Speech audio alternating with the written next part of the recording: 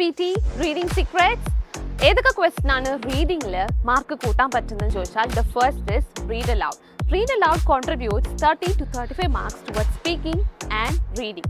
പക്ഷേ എല്ലാവർക്കും സ്പീക്കിംഗിൽ full mark കിട്ടുന്നുണ്ട്. റീഡിംഗ് വരുമ്പം they don't get full marks. Do concentrate to get full marks in reading also. The second question is reading and writing fill in the blanks, and the third is reading fill in the blanks. ഈ രണ്ട് ക്വസ്റ്റനും it contributes around 40 marks towards reading. And the fourth one is highlight incorrect words.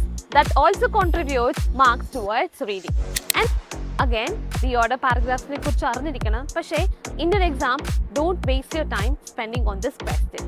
And the last one is highlight incorrect summary, which is of least important.